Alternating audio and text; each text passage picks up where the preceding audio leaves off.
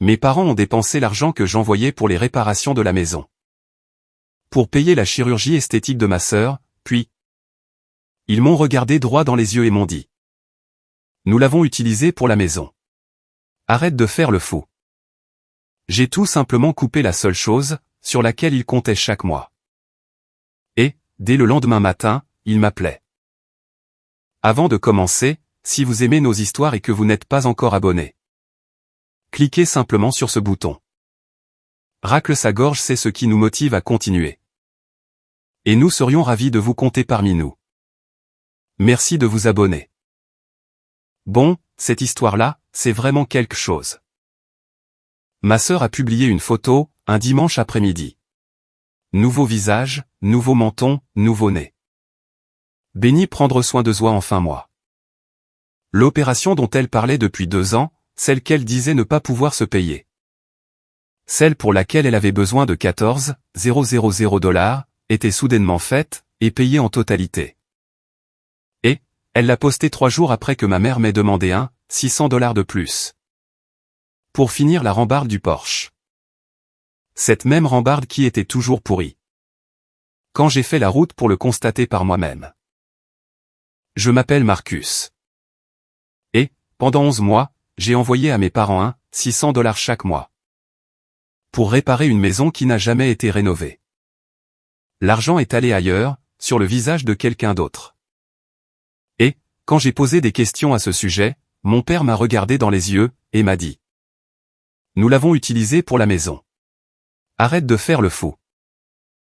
Laissez-moi vous raconter comment l'argent s'est arrêté. Ensuite, je vous raconterai comment tout a commencé. Le 1er décembre, le virement bancaire n'est pas arrivé sur le compte de mes parents. Je le sais, parce que mon père m'a appelé à 6h14 du matin, le 2 décembre.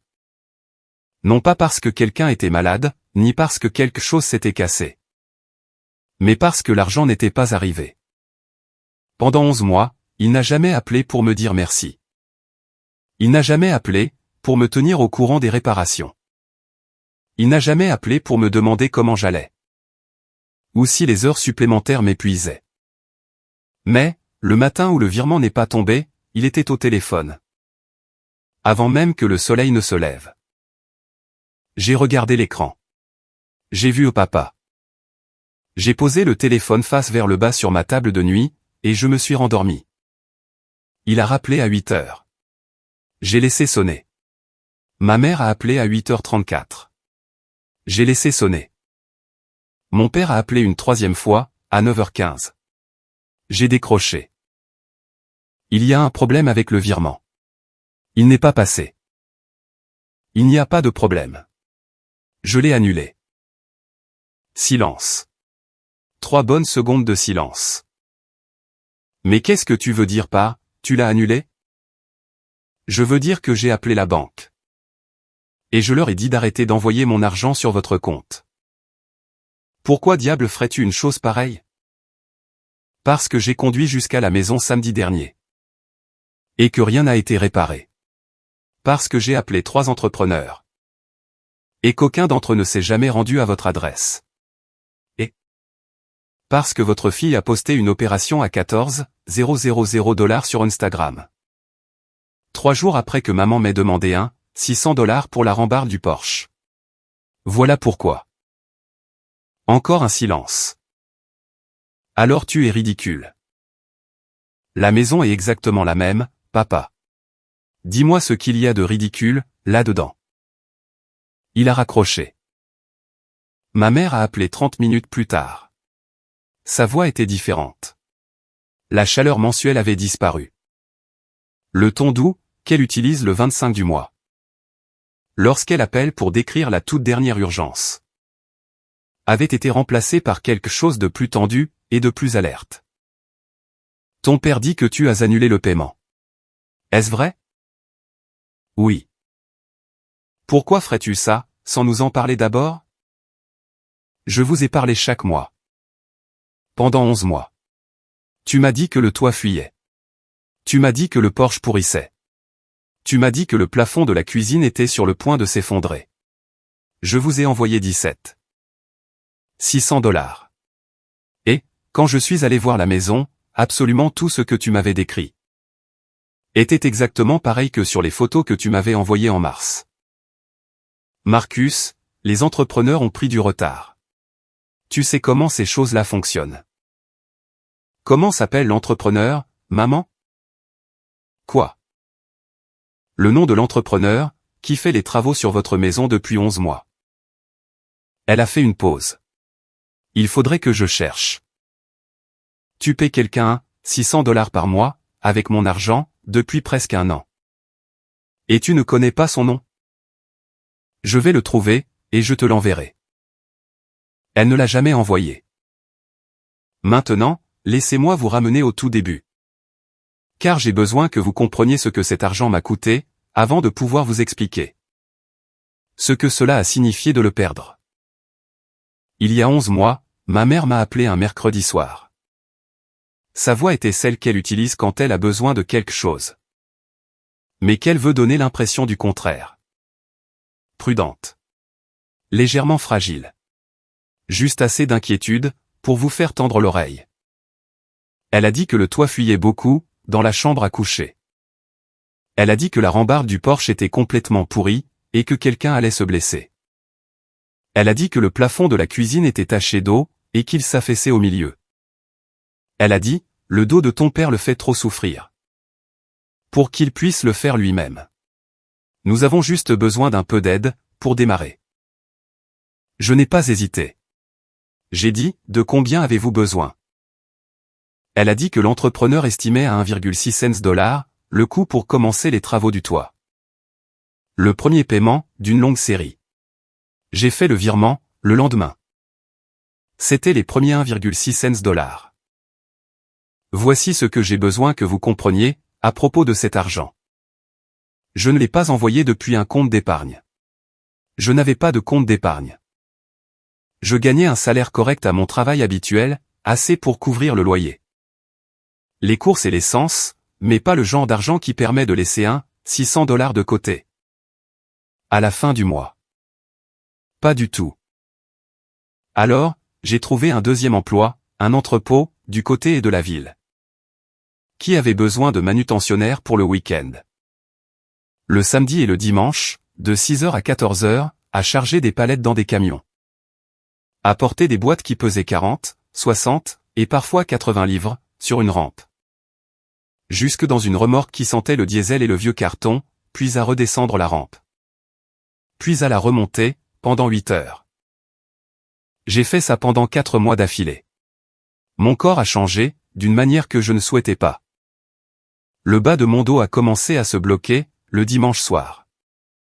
Mes mains se sont crevassées à cause du froid, parce que le quai de chargement n'était pas chauffé. Et que l'air de novembre s'engouffrait par les portes ouvertes. Comme s'il cherchait à vous faire du mal. Je rentrais chez moi le dimanche après-midi, et je m'endormais sur le canapé. Avec mes bottes encore aux pieds. Je me réveillais à 21h, je mangeais un truc froid du frigo. Et je mettais mon réveil pour le lundi matin, pour pouvoir conduire jusqu'à mon travail habituel. Et faire semblant d'avoir eu un week-end. Je n'ai pas parlé de l'entrepôt à mes parents. Je ne voulais pas qu'ils se sentent coupables.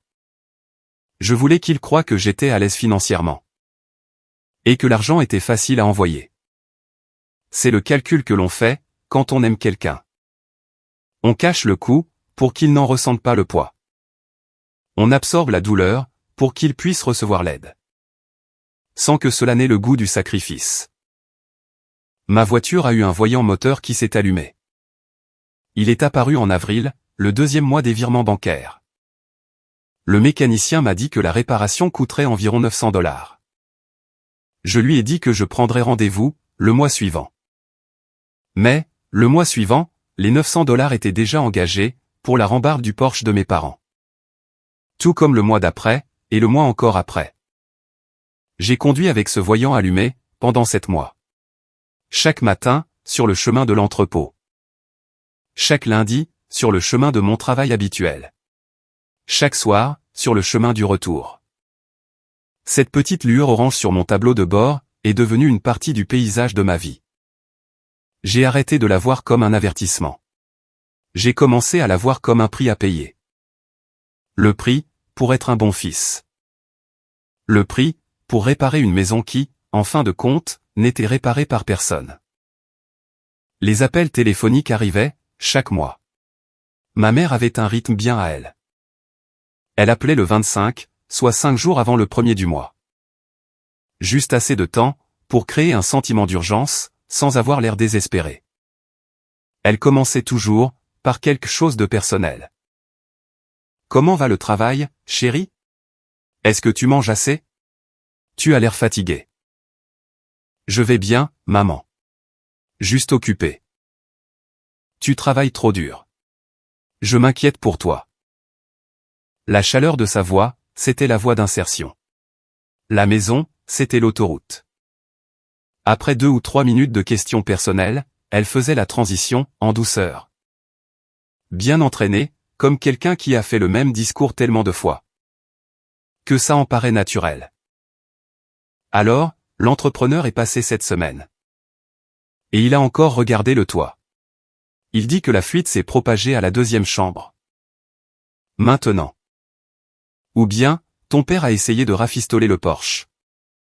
Mais c'est pire que ce qu'on pensait. Toute la section de la rambarde a besoin d'être remplacée. Ou encore, je m'inquiète pour la cuisine. Marcus.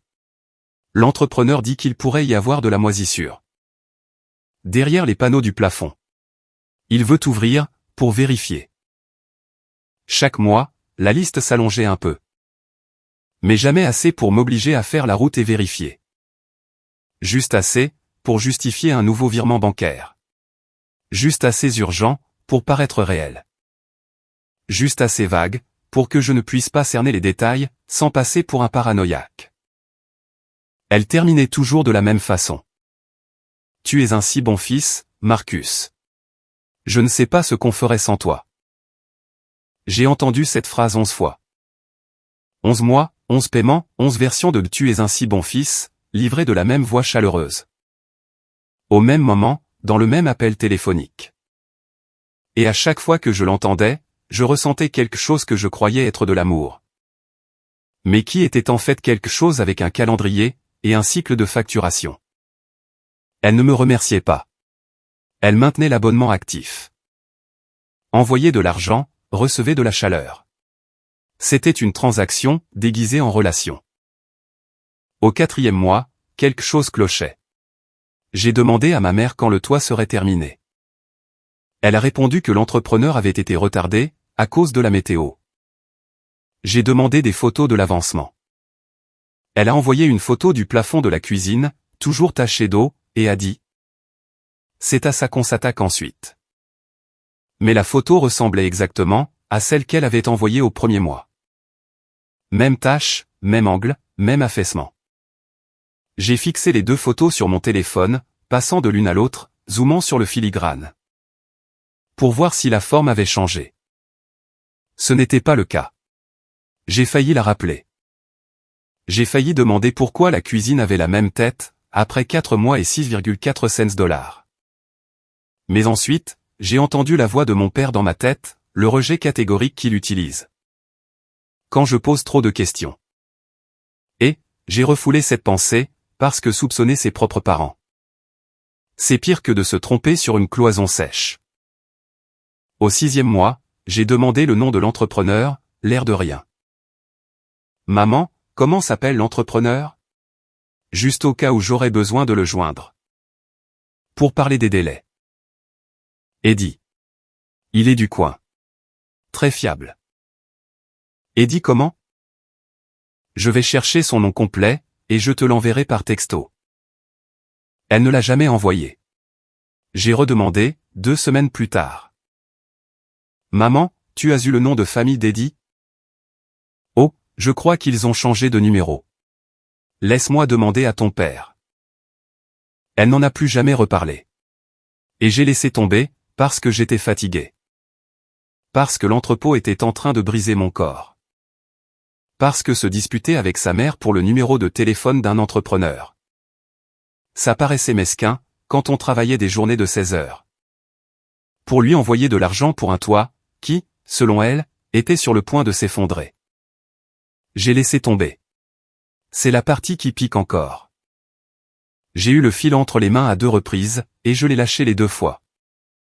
Non pas parce que j'étais stupide, mais parce que j'étais loyal. Et la loyauté, dans cette famille, c'était la chose pour laquelle il faisait payer l'entrée. Au 7e mois, ma sœur Jenna a commencé à poster des trucs sur son envie de chirurgie esthétique. Rien de précis au début, juste des allusions du genre investir en racle sa gorge moi-même. Et d'un changement dont je rêve depuis longtemps. Elle parlait de se faire refaire des choses, depuis 2 ans. Le menton, le nez. Elle disait que c'était une question de confiance en soi. Elle disait que c'était pour sa santé mentale. Elle disait que ça coûtait environ 14,000 $, et qu'elle essayait d'économiser. Je n'ai fait le lien avec rien du tout. La vie de Jenna, c'était la vie de Jenna. Elle vivait à 20 minutes de chez mes parents. Elle avait un travail. Elle avait son propre appartement. Elle avait ses propres problèmes, dont elle parlait sur les réseaux sociaux. De la même façon que sa génération parle de tout, publiquement, et avec des hashtags. Je ne suivais pas ses publications de près. Je n'en avais pas l'énergie. Mes week-ends, je les passais sur un quai de chargement. Puis, un dimanche après-midi de novembre, Jenna a publié la photo. J'étais allongé sur mon canapé, sans mes bottes pour la première fois depuis 6 heures du matin. Mon dos était tendu, par 8 heures de palette.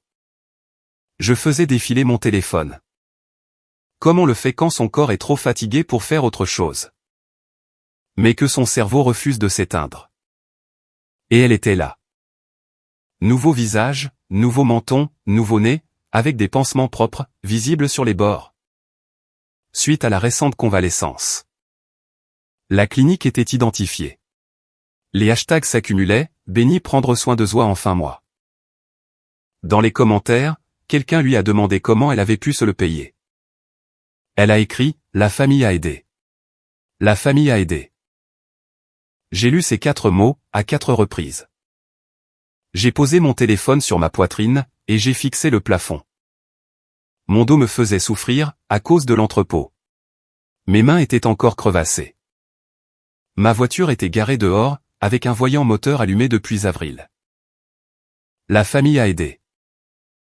J'ai repris mon téléphone. J'ai ouvert mon application bancaire. J'ai fait défiler 11 mois de virement. 1,6 cents $. 1,6 cents $. 1,6 cents $. 1,6 cents $, 11 fois. J'ai fait le calcul, même si je connaissais déjà le chiffre. 17,6 cents $.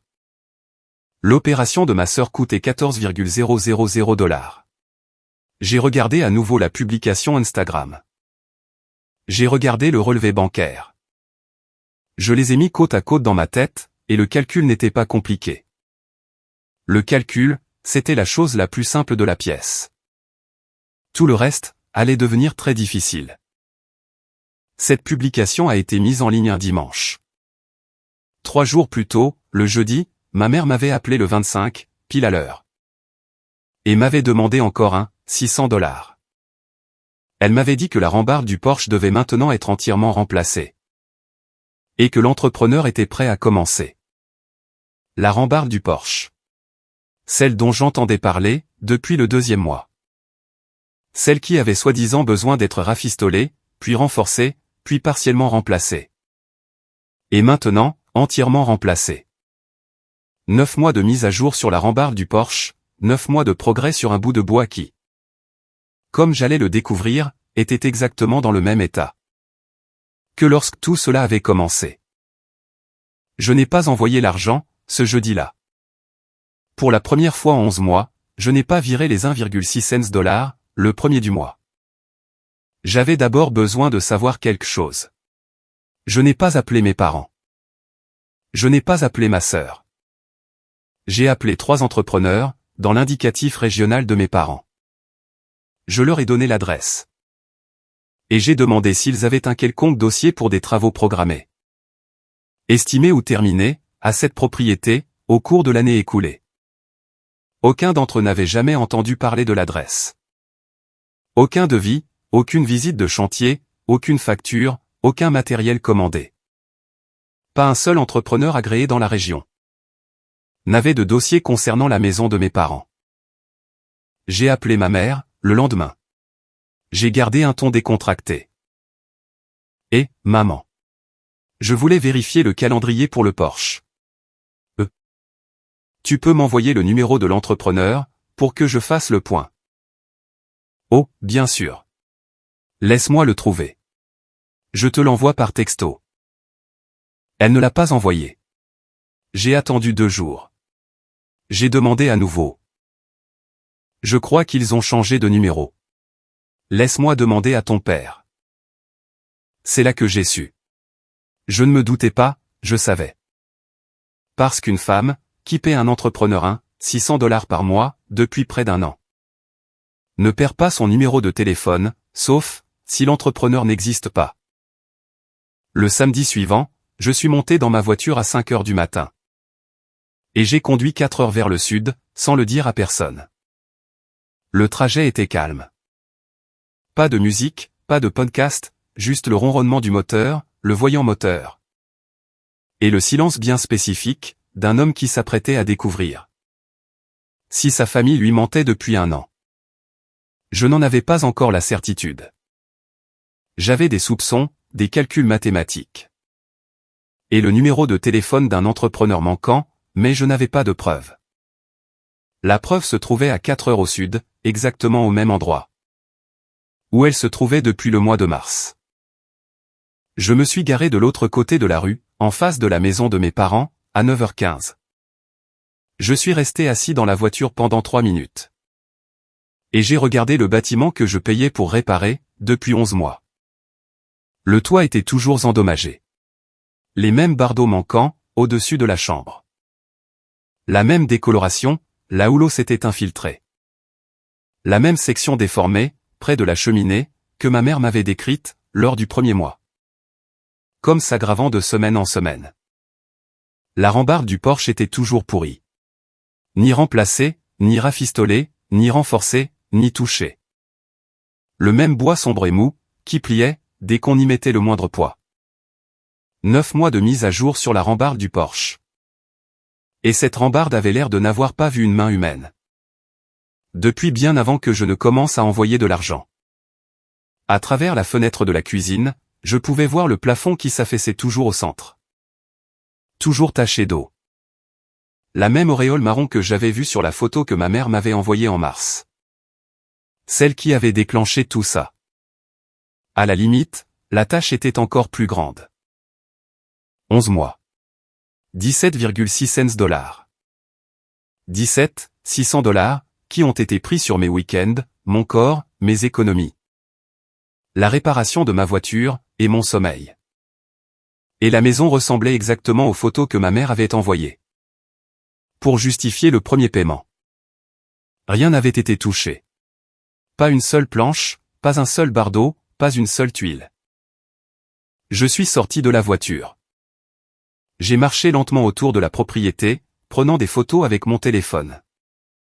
Les mêmes angles, que ceux utilisés par ma mère. Le toit depuis le trottoir, le porche depuis les marches de devant. Le plafond de la cuisine à travers la fenêtre.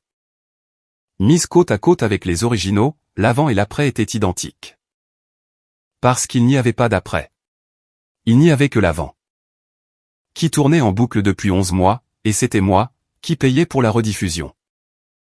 Pendant que je regardais le porche, une voisine s'est approchée. Une femme dans la soixantaine, qui portait un gant de jardinage à une main. Et tenait une tasse de café de l'autre. Elle s'appelait Ruth. Vous êtes le fils de Donna? Celui qui vient du Nord? Oui, Marcus. Votre mère a mentionné que vous donniez un coup de main pour les réparations. C'est vraiment gentil. De votre part. Cette vieille maison a bien besoin de travaux. Elle vous a dit quel genre de réparation? Elle a dit que vous envoyiez de l'argent, pour retaper l'endroit. Le toit. Le porche et la cuisine. Je lui ai dit que je pouvais recommander un homme à tout faire. Que j'utilise depuis des années. Un bon gars. Des prix corrects. Elle m'a dit qu'ils avaient déjà quelqu'un. Ruth. Est-ce que je peux vous demander quelque chose? Avez-vous déjà vu une équipe ici? Des ouvriers? Un camion garé dehors? Quelqu'un transporter des outils? Ou du bois? Quoi? N'importe quoi du tout? Elle y a réfléchi. Elle a regardé la maison. Elle a regardé la rambarde du porche, toujours pourrie, toujours pliée. Elle a de nouveau posé les yeux sur moi. Non, a-t-elle dit. Je n'en ai jamais vu. Elle l'a dit lentement, comme si la réponse arrivait dans sa tête. Au même instant où elle sortait de sa bouche. Comme si elle entendait la question pour la première fois. Et qu'elle réalisait qu'elle aurait dû se la poser elle-même, il y a bien longtemps. Je l'ai remerciée. J'ai marché jusqu'à la porte d'entrée, et j'ai frappé. Ma mère a ouvert. Son visage est passé par 3 expressions, en l'espace de 2 secondes. La surprise. Puis, la chaleur. Cette chaleur automatique qu'elle utilise quand elle me voit. La même chaleur qui inaugure chaque appel téléphonique. Puis, quelque chose de plus tendu et de plus froid, quand elle a lu sur mon visage. Et qu'elle a compris qu'il ne s'agissait pas d'une visite surprise. C'était une arrivée. Marcus, qu'est-ce que tu fais ici? Tu aurais dû appeler. J'aurais préparé quelque chose à manger. Montre-moi les réparations. Quoi? Le toit, le porche, le plafond de la cuisine. Fais-moi faire le tour de la maison. Et montre-moi ce que 600 $ ont réparé. Chérie, de quoi est-ce que tu parles? Rentre à l'intérieur. Laisse-moi te faire un peu de café. Je ne veux pas de café, maman. Je veux voir les réparations. Elle est restée plantée dans l'encadrement de la porte. Elle n'a pas bougé. Elle ne s'est pas écartée. Son corps bloquait l'entrée, de la façon dont une personne bloque une porte. Lorsqu'elle sait que ce qu'il y a derrière, ne correspond pas à ce qu'elle en a dit. Mon père est arrivé derrière elle. Il a analysé la situation en 3 secondes environ. J'ai pu voir les rouages s'activer, derrière ses yeux. Il n'a pas demandé ce qui n'allait pas. Il n'a pas demandé pourquoi j'étais là. Il est allé directement à l'outil, qu'il utilise sur moi depuis que je suis adolescent. Nous l'avons utilisé pour la maison. Arrête de faire le fou. La maison est exactement la même, papa. Dis-moi ce qu'il y a de fou, là-dedans. J'ai sorti mon téléphone. J'ai ouvert les photos prises 20 minutes plus tôt. J'ai brandi l'écran, entre deux. Ça, c'est le toit, ce matin. Les mêmes dégâts qu'en mars. Ça, c'est le porche. Ce matin. La même pourriture, la même rambarde. Ça, c'est le plafond de la cuisine. À travers la fenêtre. La même tache. Le même affaissement. 11 mois, et 600 $. Et pas une seule chose n'a été touchée. Mon père a regardé l'écran. Sa mâchoire s'est contractée, mais il n'a pas parlé. J'ai appelé 3 entrepreneurs. Dans cet indicatif régional. Aucun d'entre eux ne s'est jamais rendu à cette adresse. Aucun devis. Aucune facture, aucun dossier d'aucune sorte. J'ai demandé à maman le numéro de l'entrepreneur. Et elle a dit qu'elle me l'enverrait. Elle ne l'a jamais fait. J'ai redemandé. Et elle a dit qu'ils avaient changé de numéro. Personne ne change de numéro. Au beau milieu d'un chantier de 11 mois. Ma mère a dit, Marcus, la situation est plus compliquée que tu ne le penses. Ça n'a rien de compliqué. Du tout. Tu m'as appelé le 25 de chaque mois. Tu m'as décrit un problème. J'ai envoyé 600 $. Tu as dit, merci. Tu as rappelé, le mois suivant. 11 fois. Et pas un centime de cet argent n'est allé dans cette maison. Ce n'est pas vrai. Alors, montre-le-moi. Accompagne-moi dans n'importe quelle pièce de cette maison. Où des travaux ont été réalisés. Un mur, un carreau, un bardeau. Montre-moi une seule chose. Elle n'a pas bougé. Où est-il passé, maman? Marcus. Où est passé l'argent? Mon père s'est avancé. Ta sœur avait besoin d'aide. Cette opération était une chose dont elle avait envie depuis des années. Et cela affectait sa confiance en elle, sa santé mentale, absolument tout. Ta mère et moi avons pris la décision de l'aider, avec mon argent. C'était une décision familiale. Je ne faisais pas partie de cette décision. On ne me l'a pas dit. On ne m'a rien demandé. On m'a menti. Pendant 11 mois. Nous allions te rembourser. Avec quoi? Vous m'appelez tous les mois. Parce que vous n'arrivez pas à couvrir les réparations de base. D'où devaient provenir les 600 $ pour me rembourser? Il n'a pas répondu. Ma mère s'est mise à pleurer. Pas le genre de pleurs qui viennent de la culpabilité, ou des regrets. Le genre de pleurs qui viennent de la perte de contrôle. L'opération était à découvert. Les appels mensuels, c'était fini. Le virement bancaire était sur le point de s'arrêter, et elle le savait. Tu ne comprends pas la pression que nous avons subie, a-t-elle dit. Je comprends très bien ce qu'est la pression, maman.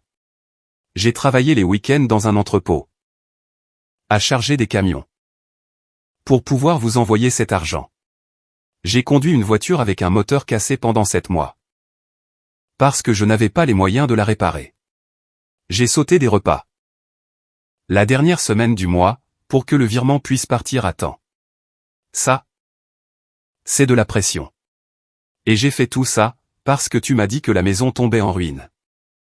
Et que vous aviez besoin de mon aide. Mais la maison, ça n'a jamais été le vrai sujet. Le sujet? C'était moi. J'étais la source de financement. Et tu m'as appelé un bon fils chaque mois. Comme si c'était un reçu. Je suis sorti. Je n'ai pas claqué la porte. Je n'ai pas haussé la voix, de toute la conversation. Je suis sorti de la même manière, que j'étais entré. Calme. C'était terminé. Sur le trajet du retour, j'ai appelé ma banque. L'appel a duré 11 minutes. J'ai annulé le virement automatique récurrent. J'ai supprimé le compte de mes parents, de mes bénéficiaires enregistrés. J'ai demandé un historique des transactions, pour les 12 derniers mois. Je n'ai pas dit à mes parents que je l'avais annulé. Je ne l'ai, tout simplement, pas envoyé. Le 1er décembre est arrivé, et est passé. Pas de virement, pas d'appel, pas d'explication. Le silence était le message. C'est à ce moment-là, que l'appel de 6h14 du matin a eu lieu. Et vous savez déjà, comment ça s'est passé. Voyez-vous, 2 jours après l'annulation, j'ai envoyé un texto à mes parents. Aucune émotion, juste des données. Une liste de chaque virement bancaire, la date, le montant, et le motif invoqué. Lors de l'appel téléphonique de ce mois-là. Le total, tout en bas, 17,6 $. En dessous, une seule ligne. Montrez-moi pour 17,6 $ de réparation. J'attends. Ma mère a répondu 4 heures plus tard. Tu ne peux pas réduire la famille à des chiffres. J'ai répondu, tu as réduit mes week-ends à des chiffres chaque mois, quand tu appelais le 25. Elle n'a pas répondu. Ma sœur m'a envoyé un texto, le même jour. Je ne l'avais pas contacté. Mes parents ont dû l'appeler. Maman dit que tu es contrarié. À propos de l'argent de la maison. Je ne trouve pas ça juste. Cette opération était quelque chose dont j'avais besoin. Pour ma santé mentale. Tu n'as pas le droit de me faire culpabiliser. Parce que j'ai pris soin de moi. Elle maquillait le vol, en soin de soi. Mon objection, en violence psychologique. Elle a complètement inversé la situation, de sorte que moi. La personne qui a fait des heures supplémentaires pendant 11 mois. Pour envoyer de l'argent qui a été volé, et redirigé vers son visage, j'étais. D'une manière ou d'une autre, l'agresseur, pour y avoir trouvé à redire. J'ai répondu. Je ne t'ai fait ressentir quoi que ce soit. J'ai arrêté de payer pour ça. Il y a une différence. Elle m'a écrit en retour, tu es cruel. Je n'ai pas répondu. 2 jours plus tard, elle a publié une autre story sur Instagram, un selfie avec la légende. Reconnaissante pour la famille, qui soutient mon parcours. Elle n'a pas supprimé le post original. Elle ne s'est pas excusée. Elle a campé sur ses positions, parce que, dans son esprit, l'argent était un cadeau qu'elle méritait, et mes sentiments à ce sujet, ce n'était que du bruit. Mon cousin André m'a envoyé un message en privé, cette semaine-là. Salut Marcus, je ne sais pas ce qui se passe. Mais ta mère raconte aux gens que tu as fait une sorte de dépression. Pourquoi dit-elle que tu l'as accusé de vol? Et que tu te comportes de manière instable? Je lui ai envoyé 3 choses, le relevé bancaire, avec chaque virement surligné. Les photos avant et après de la maison, montrant 0 changement. Et une capture d'écran de la publication Instagram de Jenna, avec la clinique identifiée. Le nom de l'opération, et le commentaire où elle avait écrit « La famille a aidé ». André n'a pas répondu pendant 1 heure. Puis, il a écrit « Je n'en avais aucune idée, mec ». En l'espace d'1 jour, l'histoire a changé de camp. Tout le monde n'y a pas cru, mais suffisamment de gens, quand même. Les personnes à qui ma mère avait dit que je faisais le fou ont commencé à entendre une deuxième version des faits. Une version, accompagnée de dates, de chiffres, et de photos. La vérité n'a pas besoin d'être bruyante. Elle a juste besoin d'exister, là où le mensonge a déjà voyagé. Les semaines qui ont suivi, ont pris une tournure que je n'attendais pas. Je pensais que je serais en colère. Je pensais que la rage monterait après la confrontation, de la même manière que dans les films. Lente, brûlante, et dévorante. Mais, ce n'est pas ce qui s'est passé. Ce qui s'est passé, c'est le silence. Mon propre silence. Le genre de silence qui s'installe, après que vous ayez fait du bruit pendant 11 mois. Et que vous vous arrêtiez d'un coup. Fini les virements bancaires. Fini les appels téléphoniques le 25 du mois. Fini les conversations sur les entrepreneurs, les délais, et les rambardes de Porsche. Le bruit a cessé. Et dans l'espace qu'il a laissé derrière lui, j'ai pu entendre ma propre vie, à nouveau. Le son d'une matinée, où personne n'avait besoin de 1,6 cents de ma part. Le son d'un samedi, où l'entrepôt n'existait pas. Le son de rien. Et ce fut la tranquillité la plus chère, que j'ai jamais achetée.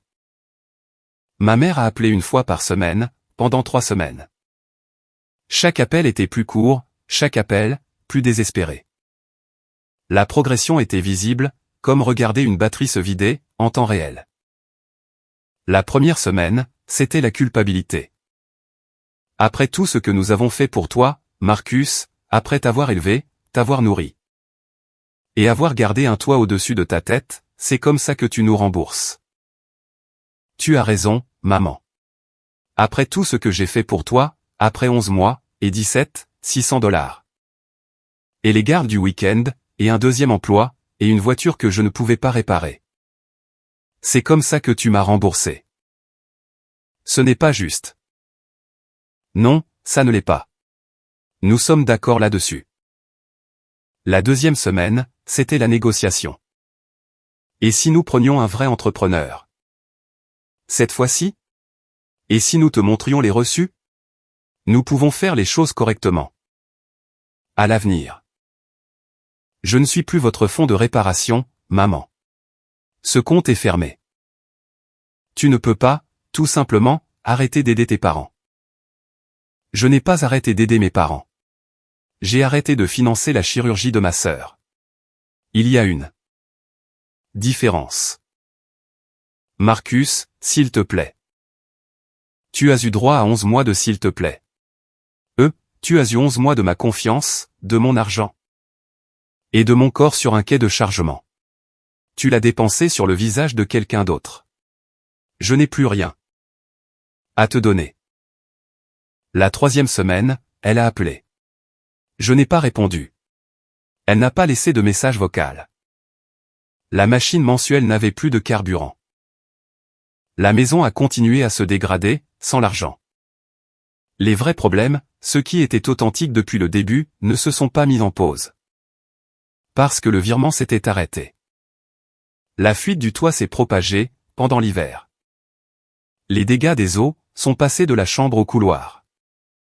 La rambarde du Porsche, celle dont ma mère me faisait la narration pendant 9 mois sans jamais y toucher, a fini par céder. Pendant une tempête en février. Elle n'est pas tombée de façon dramatique. Elle s'est juste penchée, une nuit. Comme si elle était fatiguée de faire semblant d'être fonctionnelle. La tache au plafond de la cuisine s'est élargie et a noirci. Mon père a mis un seau en dessous. Ma mère m'a envoyé une photo du seau. Je n'ai pas répondu. Elle l'a envoyé sans légende, sans demande, sans la chaleur mensuelle. Juste la photo. Un seau, posé sur le sol d'une cuisine. Pour récupérer l'eau d'un plafond que j'étais censé avoir payé pour faire réparer. Je l'ai regardé pendant un long moment. Puis, j'ai posé mon téléphone. Je n'allais pas me sentir coupable, pour ce seau. Ce seau, n'était pas ma responsabilité. Le seau, était la conséquence d'un mensonge, qui s'est nourri pendant 11 mois de mon labeur. Ce seau, aurait dû être là, il y a 1 an. Au lieu de cela, l'argent qui aurait dû l'empêcher, se remettait de son opération. Dans un appartement à 20 minutes de là. L'Instagram de ma sœur a discrètement changé. Le post de l'opération, a été la première chose à disparaître. Archivé, pas supprimé. Parce que le supprimer, reviendrait à admettre quelque chose. Archivé, c'est juste réorganiser. Ensuite, quelqu'un, probablement André, ou une personne avec qui il a partagé les preuves, a commencé à poser des questions, dans les commentaires de ses autres publications. Rien d'agressif, juste des questions. C'est ça, l'opération que ton frère a payée. Elle a désactivé les commentaires, puis, son compte est passé en privé. Le nouveau visage est resté. Le public pour l'admirer, a rétréci. Elle m'a appelé une fois, en pleurant. Tu es en train de ruiner ma vie, en parlant de ça aux gens. Je n'ai rien dit à personne. Jenna. Tu l'as posté. Tu as identifié la clinique. Tu as dit que la famille avait aidé. J'ai juste arrêté de payer pour ça. Je ne savais pas d'où venait l'argent. Tu as écrit « La famille a aidé » dans les commentaires. Qui pensais-tu? Qui aidait? Maman et papa n'ont pas 14 000 $. Tu le sais. Je le sais. La seule personne qui envoyait ce genre d'argent dans cette famille, c'était moi. Tu n'as pas posé la question, parce que tu ne voulais pas connaître la réponse. Elle est restée silencieuse pendant un long moment. Tu aurais pu simplement me parler, au lieu d'en faire toute une histoire. Je ne suis pas celui qui en a fait une histoire. Jenna. Je suis juste celui qui l'a découverte. Il y a une différence. Elle a raccroché. Au travail, le changement était visible. Fini les gardes du week-end, à l'entrepôt. Fini les lundis matins, où mes mains étaient crevassées et mon dos bloqué. Mon collègue Mike, celui qui m'a remplacé pendant les mois où je faisais des doubles, l'a remarqué dès la première semaine. Tu as enfin arrêté les heures sup. J'ai arrêté d'envoyer de l'argent pour une maison, qui n'était jamais réparée. Comment ça? Mes parents m'ont dit que la maison tombait en ruine. Je leur ai envoyé 600 $ par mois. Pendant presque 1 an. J'ai travaillé les week-ends à l'entrepôt, pour couvrir ça. Il s'avère que rien de tout ça n'est allé dans la maison. C'est allé dans la chirurgie esthétique de ma sœur. Mike m'a dévisagé. T'es sérieux? 17,6 cents $. Ça a duré combien de temps? 11 mois. Il est resté silencieux un instant. Puis il a dit, ça, ce n'est pas un fonds de réparation, Marcus. C'est un salaire. Je n'ai pas répondu. J'ai juste hoché la tête, parce que Mike, un gars avec qui je chargeais des camions le samedi, a nommé la chose en une seule phrase, alors qu'il m'a fallu 11 mois, et 600 $. Et 4 heures de route, pour la comprendre. Je n'ai jamais financé de réparation. J'étais sur la liste de paie. Mes parents étaient l'employeur. Ma culpabilité, c'était le contrat. Et le salaire est allé à quelqu'un, qui ne connaissait même pas mes horaires de travail. 6 mois plus tard, je traversais la ville de mes parents, pour une livraison professionnelle. Je ne l'avais pas prévu. L'itinéraire passait simplement par leur secteur. Je ne me suis pas arrêté, mais j'ai ralenti, l'espace d'une rue. La rambarde du Porsche avait été remplacée. Du bois bon marché, des coupes inégales, et les jointures étaient visibles. Et la teinture ne correspondait pas au reste du Porsche. Mon père l'a probablement fait lui-même, un samedi, avec du bois du magasin de bricolage. Et une vidéo YouTube, et le genre d'énergie frustrée. Qui vient quand on réalise que personne d'autre ne le fera à votre place. Le toit avait toujours la même apparence. La fenêtre de la cuisine montrait toujours le plafond taché. La maison était réparée, maintenant, lentement, mal, par les personnes qui en sont propriétaires.